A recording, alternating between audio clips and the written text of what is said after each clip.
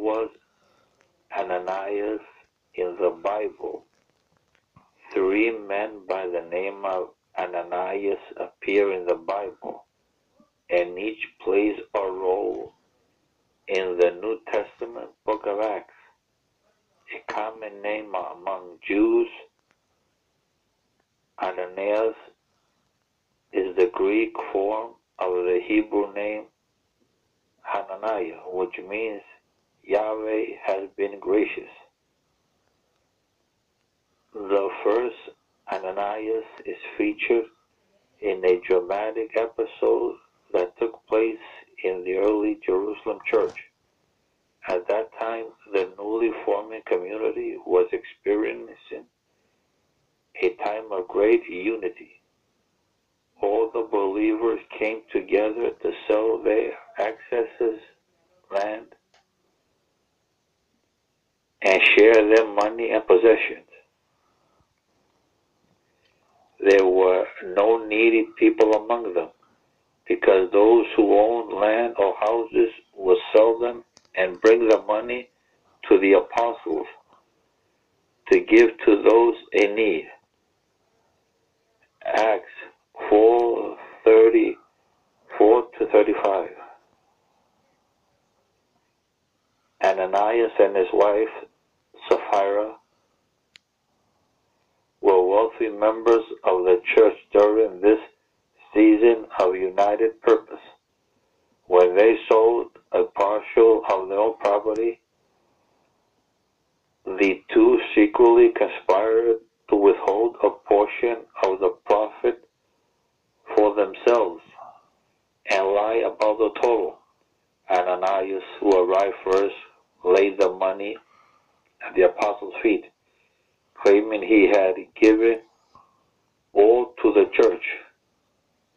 By divine revelation, Peter called out Ananias for lying to the Holy Spirit and to God. Upon hearing Peter's words, Ananias fell to the ground and died. About 3 hours later, Sapphira arrived. Not knowing what had happened, she too lied about the offering and was also struck dead. Acts 5:1-11. The sin of Ananias was not that he kept back a portion of the sale of his property for himself, but that he lied about it in an attempt to make himself appear more generous to people. Acts 4:5-4.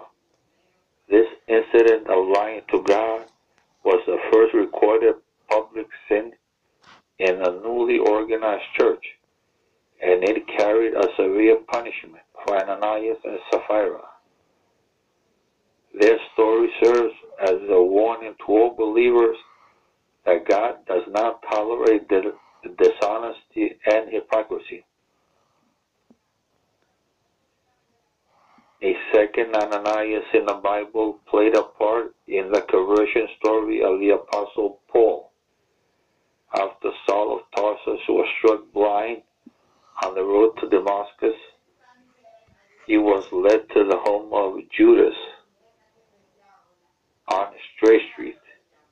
3 days later, Jesus spoke in a vision to a disciple in Damascus named Ananias. The Lord told him to go to Saul, but Ananias was afraid.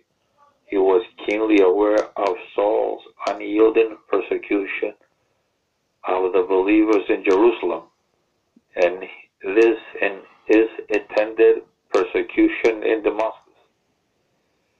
God reassured Ananias, saying, "Go, this man is my chosen instrument to proclaim my name to the Gentiles and their kings, and to the people of Israel. I will show him how much he must suffer for my name." Acts 9:15-16. Ananias obeyed God and found the recently converted Saul. He laid hands on him and prayed, brother Saul, the Lord Jesus, who appeared to you on the road as you were coming here, has sent me to you, that you may see again and be filled with the Holy Spirit. Acts 9:17. Immediately Saul was healed of his blindness and was baptized. Right away Saul went to the synagogue in Damascus and preached about Jesus to the Jews there. Later Saul began his ministry of preaching the gospel to the Gentiles under his Roman name, Paul. Later Paul mentioned Ananias when he shared his testimony in Acts 22:12. A man named Ananias came to see me. He was a devout observer of the law and highly respected by all the Jews living there. A third Ananias in the Bible was high priest in Jerusalem during much of Paul's early ministry. According to the Jewish historian Josephus, Ananias was appointed by Herod Agrippa II in approximately AD 48.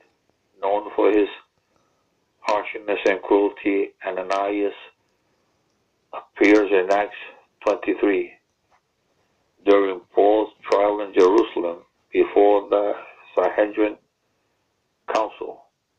Enraged by Paul's defense, Ananias ordered him to be struck on the mouth. Acts 23:1-2. Paul objected, saying, God will strike you, you whitewashed whale.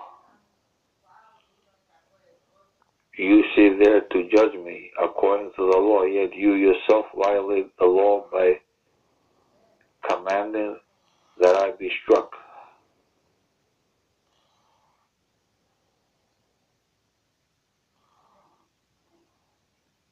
When Paul realized that he was addressing the high priest, he apologized. As Paul continued his defense, a near riot broke out in the Sanhedrin over the issue of the resurrection of the dead, a point of theology that the Pharisees and the Sadducees disagreed upon. Acts 23:6-9. The Roman guard took Paul into the protective custody. Ananias was probably involved in the plot to murder Paul on his way back to court. But the plot was foiled when the Roman commander found out about it and transported Paul under heavy guard to Caesarea. 5 days later, Ananias traveled to Caesarea and continued to pursue his case against Paul before Governor Felix. Acts 24:1. Ananias and other Jewish leaders considered Paul to be the ringleader of a troublemaking Nazarene sect that was stirring up riots among the Jews. Many of the Jews hated Ananias because of his ruthlessness and corruption, but he was protected by Rome when after he was deposed as high priest in AD 66 at the start of the first great Jewish revolt. Ananias was assassinated by an angry mob of anti-Roman revolutionaries. Thank you.